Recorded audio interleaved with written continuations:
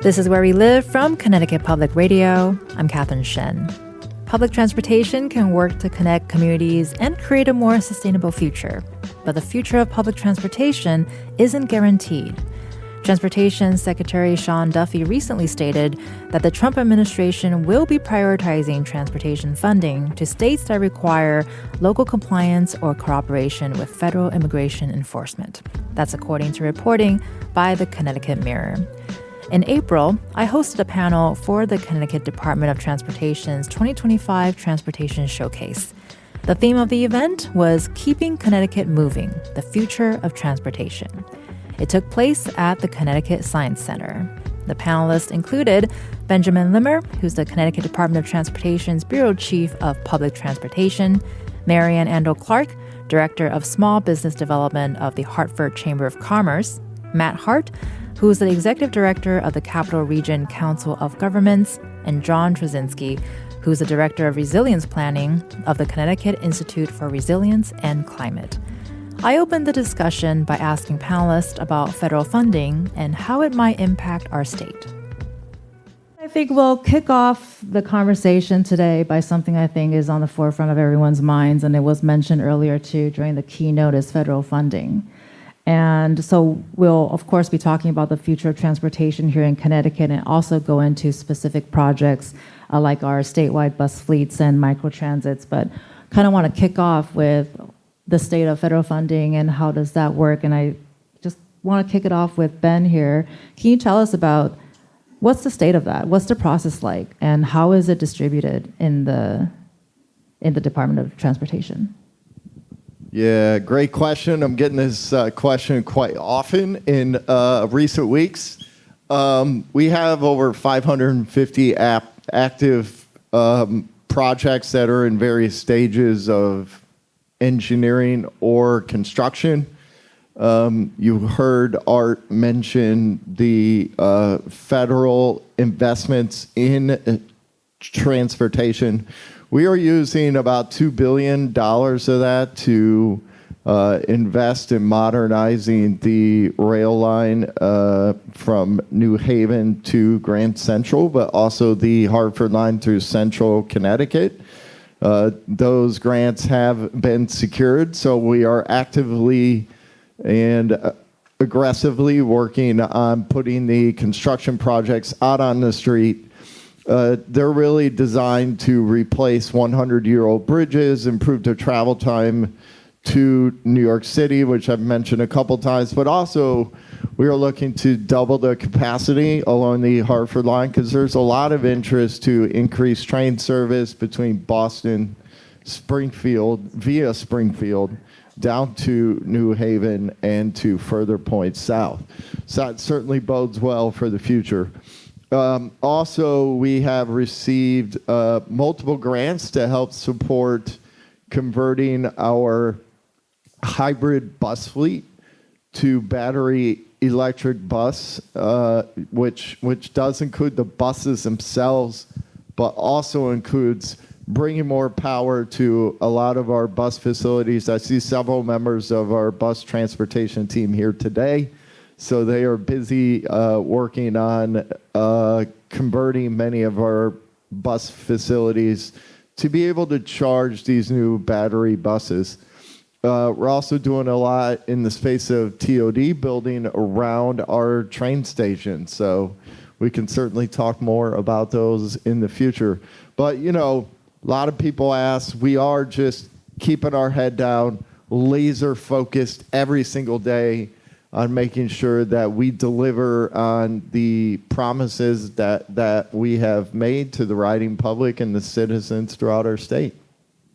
Well, and then Matt, because you're with the Capital Region Council of Governments and you work a lot with local municipalities, so how is that process like? You know, how are cities and towns working with you to make sure that these funds are used efficiently, and where are they going? What kind of projects are you working on? Yeah, thank you for that question, Catherine, and really appreciate the opportunity to be here. Kudos to the Connecticut Department of Transportation and CT Rides for hosting this event. So we at CROG, we serve 38 municipalities in the greater Hartford region, almost 1 million residents. We have worked really hard to promote opportunities under the Bipartisan Infrastructure Law, IIJA, as well as the Inflation Reduction Act and opportunities related to congressionally directed spending. We've created this grant advisory program, and really our towns have taken to it really well, and many of them have worked with us to prepare good competitive applications seeking funding under those various programs. To your initial question, though, we are waiting on approximately $470 million in grants that were announced late in President Biden's term. Most of that, I think approximately $330 million, would be for projects to improve the Hartford line, and really want to commend the DOT for the excellent job they've done pursuing those opportunities as well. And Marian, you're with the Hartford Chamber of Commerce, working a lot with small businesses. So can you talk about how do you see these investments coming in, helping sort of impact business growth and create a more robust workforce? Can you tell us what's that relationship like? Yes, thank you for inviting me to be on this panel, by the way. This is really important. So everything trickles down to the small businesses. Small businesses make up 40% of our economy. A lot of people don't know that, and a strong transit system really does support the workforce because it can attract the talent to that small business. If they're able to say, hey, you know, my small business is on this line or this bus line or this transit line, then it allows employees to then be able to come to that business to, you know, be an employee there. So a lot of, I just want to reiterate that I'm the director of the Chamber of Commerce for Hartford, so I'm going to focus a lot on Hartford. I just want to say that early, but 30% of Hartford residents don't have a car. So it really does trickle down into how they even get to work, and a strong transit system will attract talent. Well, and we're covering so much ground here, quite literally. And John, your focus is on climate and sustainability. So can you give us an idea of how these investments and funding help achieve those goals? And can you also share with us what are some of those sustainability goals? Yeah, and again, want to echo the other panelists. Appreciate the invitation to participate.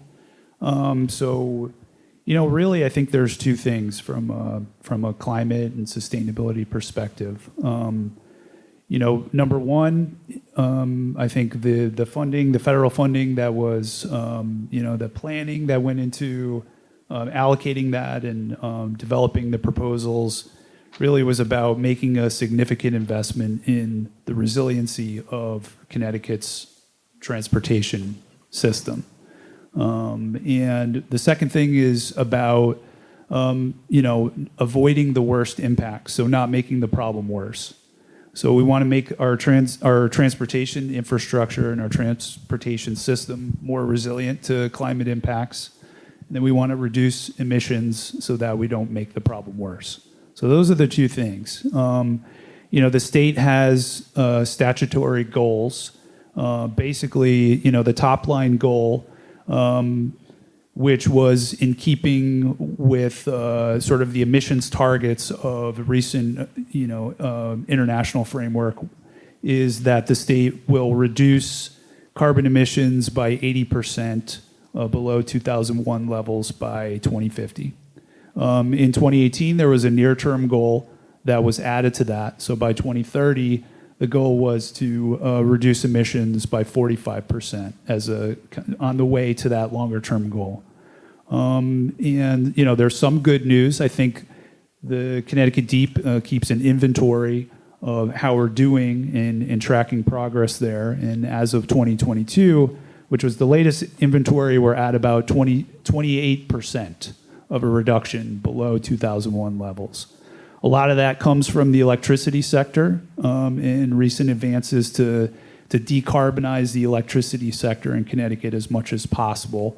But about 43% of the state's emissions come from transportation. And you know, there was a number of initiatives in the recent legislation that was aimed at, you know, all of the above, right? Improving public transportation public transit, increasing different forms of mobility for communities, building out the state's EV infrastructure. So it was really a critical piece to get Connecticut to that longer term goal. Well, and with that in mind too, Ben, you mentioned earlier that the state's working on the electrification of the bus fleet. Can you give us an idea what the timeline is like for that and whether or not that will be impacted by the new administration? And sort of building on what was just shared by John, because I think there has been some rescinding rules on guidelines with the decarboning and all that. So can you give us an idea what does that look like now? Sure, yeah. So in our state, there in the last few years, there was both an executive order as well as a legislative mandate that asked CONDOT to go 100% carbon-free with our fleet by 2035. So it also included kind of a midstream checkpoint where we had to be 30% carbon-free by 2030. And I mentioned earlier, it does include the vehicles themselves, the facilities themselves, but also, and probably the most challenging piece, is finding all the power. And so we are working actively with the utility companies on doing just that. So far so good. We are on target. We actually have the Stanford Transportation Garage is under construction, and that will be the first fully electric transit facility in the state. So absolutely excited about the prospects of that. As far as funding is concerned, actually, I was with Hart, I think last weekend, where we did learn that the federal grants to support many of our electrification projects, both on the facility side and the bus side, were actually passed and granted. So far so good. I mean, the federal government is authorizing these grant programs for now. I don't have a crystal ball up here to see the future, but I certainly see a case where everybody recognizes the value in continuing to invest in clean technology to provide transportation services. So with that, I would love to hear from some of the other panelists as well. No, and it's great to hear that there's a lot of movement happening. And so, I mean, John, what is it like for you in terms of sort of building on? I mean, you're kind of building on each other right now, but building on what Ben just shared, how does that all impact with what you're working on in terms of climate? Yeah, I think I think a lot of the places where we have focused our attention from a climate vulnerability perspective, right? A lot of the places that we see impacted by the way our climate is changing, and I think there's sort of three top line ways that we focus on. The first is sea level rise, right? So sea level is rising, and we expect that that's going to continue by up to 20 inches by 2050 above the current tidal datum. So that drives an increase in the frequency of coastal flooding. We see an increase in the intensity of precipitation, and a particular type of precipitation, which is the short duration, high intensity events. So if 5 inches of rain falls over the course of 24 hours, that's a lot different than if 5 inches of rain falls in 3 hours, right? And some of what we saw last summer was that really intense precipitation. So anywhere where we've got, and then we also focus on temperature, right? Temperature is also increasing. The places that have a lot of impervious surface, right, where a lot of the urban environment has been dedicated to surface parking or serving car transportation in particular, are the places that we see that are struggling the most with these impacts, right? So the good news is that you can improve a lot of different things sort of through like a complete streets approach. Not only can you improve the mobility for the community and different modes of transportation, you can also reduce the stormwater impacts. You can make the environment for pedestrians and bicyclists less hot during extreme heat.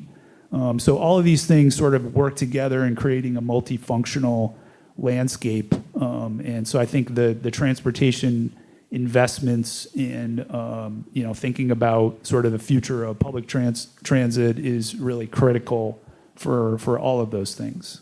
Well, and then going from sort of the macro to the micro here, I want to ask Matt, because you work so specifically with cities and towns.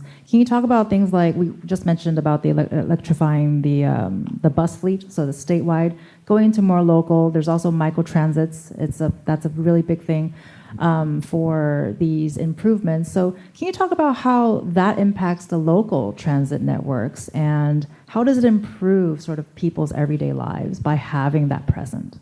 I'd be happy to do that. And first point I'd like to make, though, is that I think increasingly the state, the region, our municipalities, we're doing a better job of planning, designing, and executing together, which is really great to see. So looking at public transit service in particular, a couple things I would note. A few examples from within our region. We conducted a study a couple of years ago looking at Hartford, East Hartford in particular, a priority rapid route study. And DOT and Connecticut Transit has accepted several of our recommendations to improve service in the Blue Hills area of North Hartford, as one example, where we're looking to consolidate stops for efficiency, improve the stops in terms of the amenities they have there too. We're also very, very supportive of the DOT's microtransit pilot. And personally, I think on-demand microtransit is a really neat model for our state to serve all types of communities, urban, suburban, as well as our more rural areas. And one of those initiatives in our region that serves a portion of Enfield, Windsor Locks, and the entire town of East Windsor is proving to be very, very popular. It's really taken off and doing well. Can you explain more what exactly are microtransits? Yeah, I'm happy to start off, and then Ben can add on because he's more of an expert. But microtransit, you're typically talking about a smaller vehicle as compared to fixed route. Fixed route, think about your traditional bus. Microtransit, think of like a microbus, maybe an SUV in different parts of the country. It's an on-demand service. The driver training, you generally do not need a CDL, depending on the type of vehicle that's employed for microtransit. Typically, there's an app that's involved for that on-demand component. And the routes, I think, can be more flexible in terms of their design. So, Ben, I don't know if you'd like to add anything to that. No, I think you covered it. They're really focused on a smaller vehicle serving a specific area or neighborhood or municipality, or basically within a zone. But by and large, it works kind of like your Uber and Lyft type services.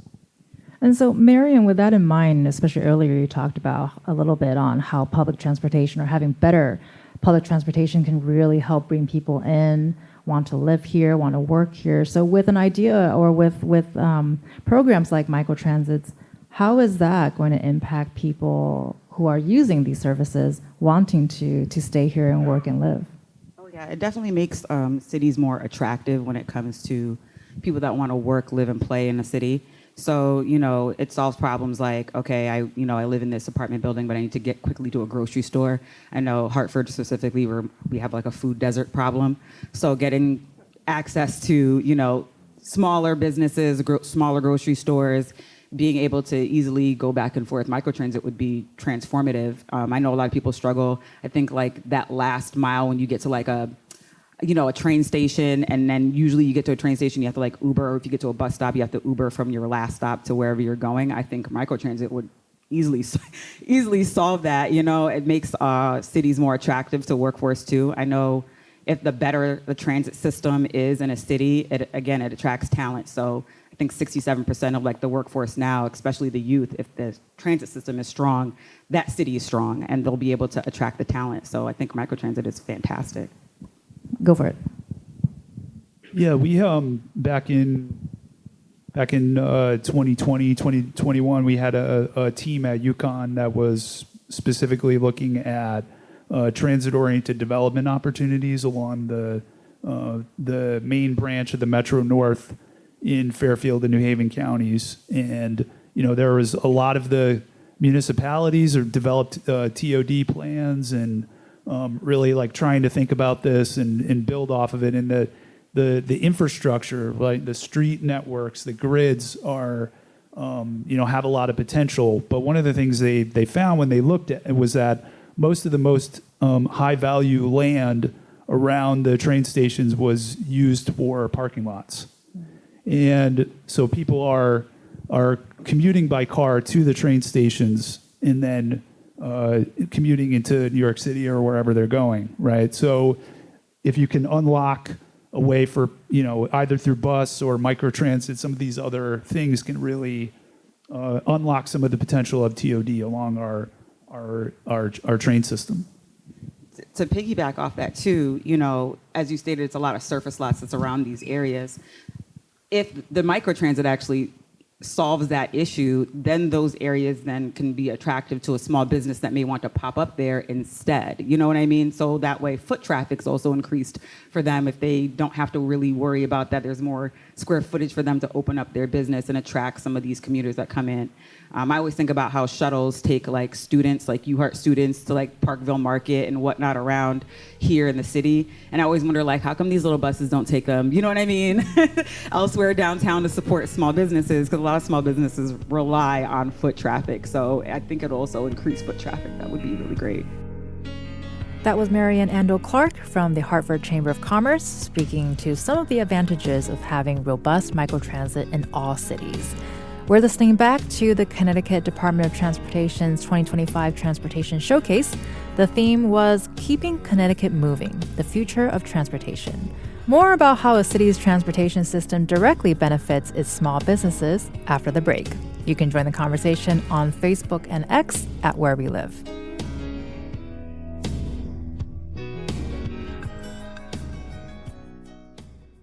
This is Where We Live from Connecticut Public Radio. I'm Catherine Shen.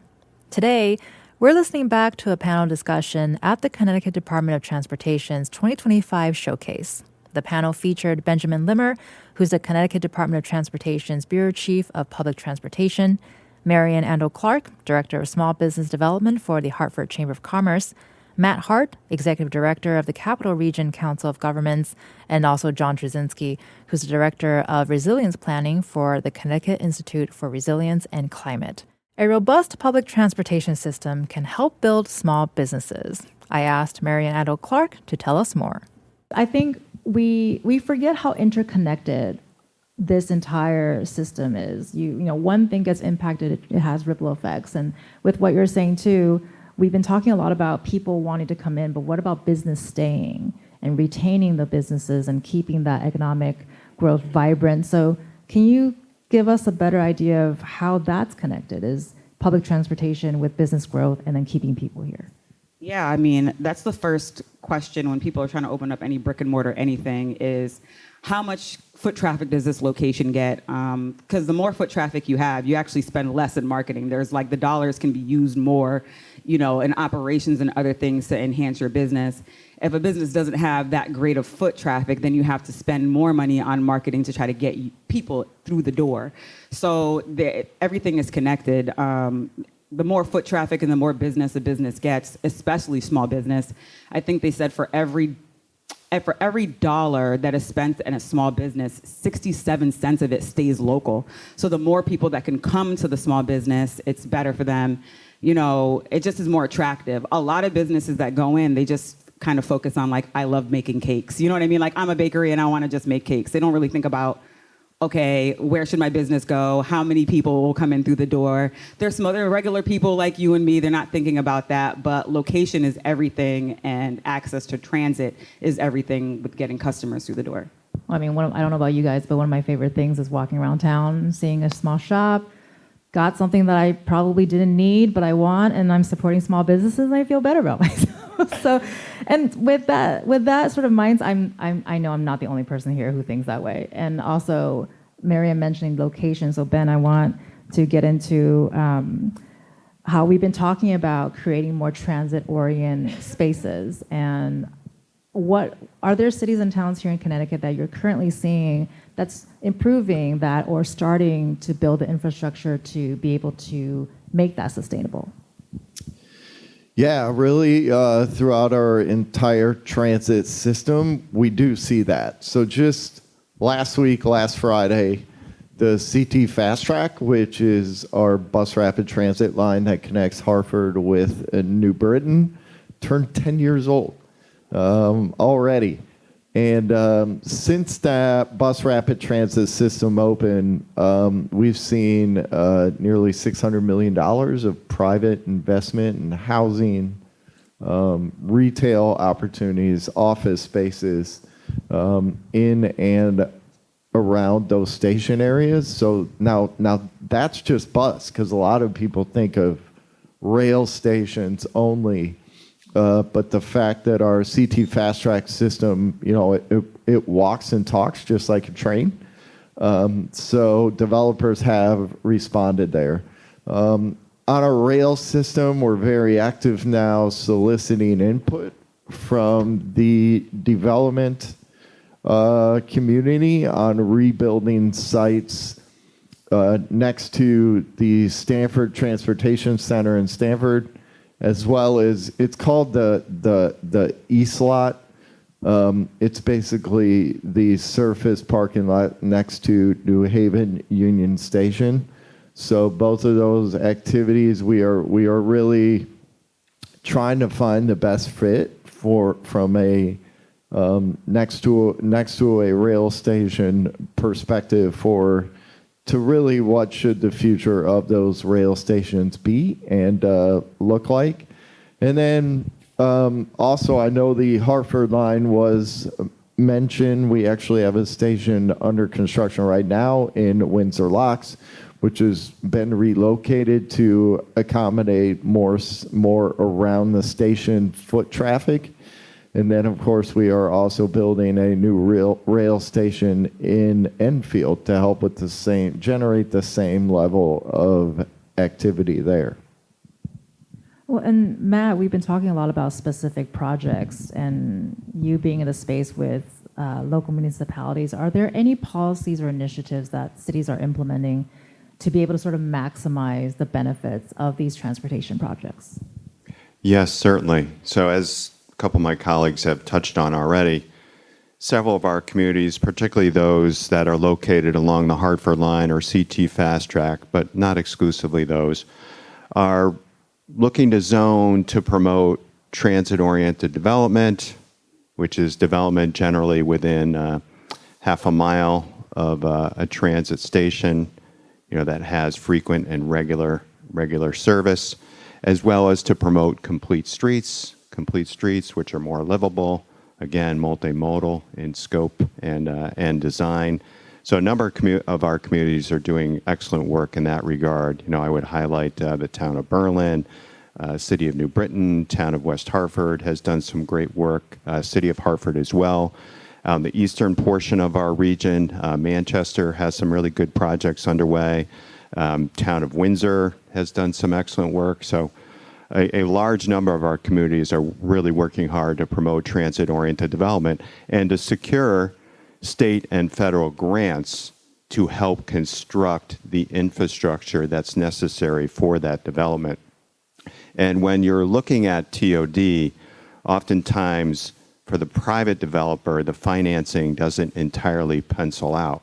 So what we call public-private partnerships are very, very important. That's where there is public investment, typically in the infrastructure, that can help make the overall project happen.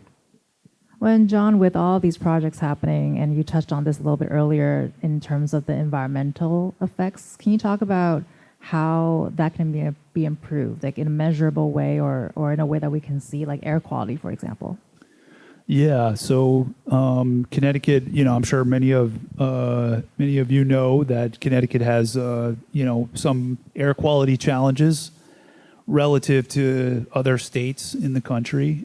For instance, we have one of the highest rates of childhood asthma. We have, the American Lung Association does a report card for all of our counties. Many of the counties in Connecticut score an F for ozone pollution in particular. And as I mentioned, one of the things that we look at that we're anticipating is that the temperature is going to rise in Connecticut over the next 30 to 50 years, and that will drive an increase in the number of days where our temperature is above 90 degrees. So you combine that with the emissions from automobiles and trucks and combustion, and that is the recipe for air pollution. So to the extent that we're able to, invest in the decarbonization of our public transit, invest in the decarbonization of our, just single occupancy vehicles, making our transportation system more efficient, less congestion. All of that is going to help to drive down the pollution from ozone. Some of it has to do with where we are relative to, New York City and the Midwest, but some of it has to do with our metro areas and sort of how car dependent and intensive they are in terms of vehicle emissions and tailpipe emissions. So that's a big one. There's also, we were giving some examples of projects. One project that comes up in my area a lot is the Marian Green, right? So Marian is a city that took sort of this this vexing flood risk problem that was causing all sorts of damage to buildings, but also water quality impacts and so on, and created this new public space called the Marian Green, which is a stormwater park, which now is creating an amenity in downtown Marian that is also sort of complementing the efforts to get more development downtown and affordable housing downtown. So I think these approaches can be really complementary to sort of reduce the risk of flooding, reduce the impact of air pollution, and then also improve our transportation investments. Well, it's your jobs to keep Connecticut moving. It's mine to keep the panel moving. What happens when we're having a good time is we only have time for final thoughts and some questions. So if you have questions, get them ready. I know our experts are ready to go. So why don't we start with Marian? With final thoughts for our audience today, anything that you're looking forward to the future of transportation, or what are some of the things that you're looking forward to be working on? So the Chamber of Commerce with the City of Hartford has been really trying to invest in our small business community and attracting small businesses to open up here.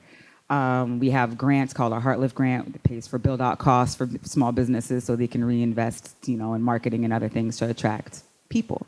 So the transit, everything that's going on with transit in Connecticut and in the Hartford region has really excited me because, again, it makes Hartford look exceptional and super attractive. So those are my final thoughts on it. I'm excited to see what happens in the future, how we look in comparison to other cities, and the talent that we can attract and retain once with a better transit system, and of course the support to the small business community.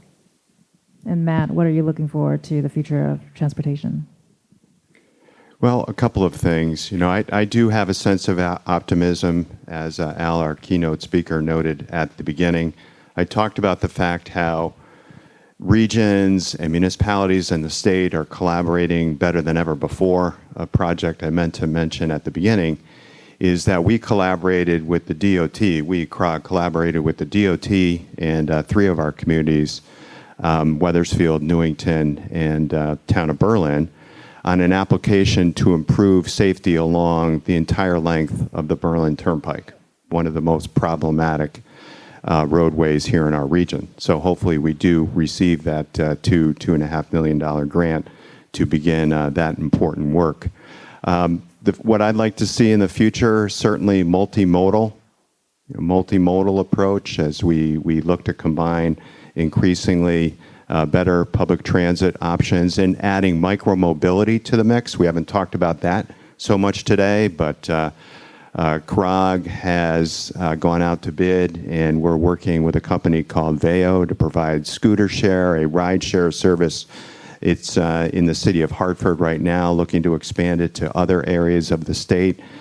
And then another project that I'm really excited about is the Greater Hartford Mobility Study that the Connecticut DOT has taken a lead on. We're very much involved, and that would have just so many benefits for transportation in our region. And if we could make those improvements to lower portions of 91 and 84 to provide greater access to the Connecticut River for our residents, that would just really, really be transformative. So excited about all of that, Catherine. I could keep going, but I'll stop there. Well, we love excitement in transportation for sure. And John, with what was just shared and so much collaboration happening, anything that you're excited for the future of transportation? Yeah, I think, we work with a lot of municipalities around the state. And one sort of framework that we've been using is this idea of a resilient corridor, which, it's kind of started along the coast and thinking about the evacuation routes and low-lying areas of risk and how they connect to higher ground. And, in Connecticut, our geology is such that we do have a lot of high ground along the coast. And so the resilient corridor looks very different. It can be a corridor that is made more resilient to the impacts of heat for pedestrians in downtown Danbury or downtown Ansonia. It can be an evacuation route and multimodal road network in the south end of Stratford. So it can look very different in different communities, but I like this idea of the resilient corridor as a way to kind of think about the opportunities of addressing some of these challenges and how transportation is really fundamental to all of it. So. All right, Ben, it's all on you. Take the wheel and park this car. What are you excited about? Well, you certainly haven't seen me drive, so. Certainly very excited about continuing to work on enhancing the overall customer experience. We focus a lot on the buses and the trains and the schedule and how many people we carry. But really our guiding North Star as we look forward is making sure that we are taking care of the transit customers' complete trip, whether it's how they pay for transit service, how they plan their trip, how they access bus or rail services, what type of experience they have on the bus or train. That's absolutely critical to our future. Matt's mentioned a couple times about how well we are all getting along and working together. That is absolutely true. We are partnering with Metro North and Amtrak with a vision of 110 miles per hour train speeds on the Northeast Corridor to include the track within our own state. So that's certainly a very ambitious vision of the future. But on the bus side, we've actually been planning now for longer than I care to admit on stage, but for an automated bus project on the CT Fast Track line, because as Art mentioned, automation is actually absolutely key to the future. So we are excited about that pilot and demonstration project. So the future is bright here. That was Ben Limmer, Connecticut Department of Transportation Bureau Chief of Public Transportation. After the break, the panel takes questions from the audience. You can share your thoughts too. Join the conversation on Facebook and X at Where We Live, and we'll be right back. This is Where We Live from Connecticut Public Radio. I'm Catherine Shen. We're listening back to the Connecticut Department of Transportation's 2025 Transportation Showcase. The theme of this year's showcase was Keeping Connecticut Moving, the Future of Transportation. We had time to answer some questions from the audience, and here's what they shared with us. This is Dwight Hahn from Express Employment Professionals in Windsor, and we would love to see a way to go around the spokes of the bus system. We can go in and out from Windsor to Hartford or Hartford to Windsor, but you can't go from Windsor to, say, Bloomfield or Torrington or around the city. Hartford's a wheel. And people that live in Vernon, for instance, it's an hour and 20 minutes to get to the airport, and you can drive there in 20. So if we could do a study of some sort that can give a few circles around that spoke system, it would really improve. We have hundreds of people that would take a bus to work but can't get to our employers. So give that a look. Thank you so much. Who's up next? I think we can go down this line. Hi there. Can you hear me? Yeah. Yep. Okay. I'm Holly Parker, a career-long active transportation planner. I would like to make an appeal to this group that we also just tell people about transit. So, for example, this wonderful gathering today, there was no information about how to get here using transit. I think that we do forget about it all the time, and when we're trying to explain how to get places, we are completely focused on how to park somewhere. Can I ask how many people came here on transit today? Woohoo! Yeah, that's 3, 4. All right, that's my point. Thank you. May I go ahead? I just want to thank Holly for that good point, and I wanted to touch on Dwight's question as well, or suggestion, and just note another example in our region. I think increasingly we're doing a better job connecting people to careers, right? Connecting people to careers. So for a long time, I think we've been trying to organize bus transportation in particular to bring people to retail employment. I think we're starting to think more broadly about that now, which is a good thing, connecting people to careers. And we've got Route 511 in our region, which connects the Meriden rail station, the Berlin rail station, CT Fast Track station in the city of New Britain, served by CT Transit in particular. So I think that's a model we can look to replicate elsewhere around our state. I think we have time for 1 or 2 more questions. This is directed at Ben and Matt at the state level and at the municipal level. The most important transformative technological change in roadway safety is already underway. And it involves connected vehicle technology and cellular vehicle-to-everything communication systems. To successfully implement this will result in, according to the Federal Highway Administration, 0 fatalities in terms of traffic accidents. But implementation requires planning, and it requires both in the vehicle onboard units and roadside units. And the question is this: to what extent has the state DOT and to what extent do municipalities have planned things like at the state level full deployment of cellular vehicle to everything technology on all state routes, or at municipal levels for cellular vehicle to everything technology at all intersections and at all signalized intersections, so that traffic is basically controlled more safely? What are the plans for, let's say, completion dates for full deployment of cellular vehicle to everything technology on state routes and at municipal intersections? I'll lead off and then I'll add. Yeah, sure. So being a public transportation guy. I don't know how much detail I can get into, but certainly can follow up with you afterwards. Commissioner Euclideo is president of AASHTO, which is over all of the state DOTs throughout the country. His theme for his presidential term is centering safety.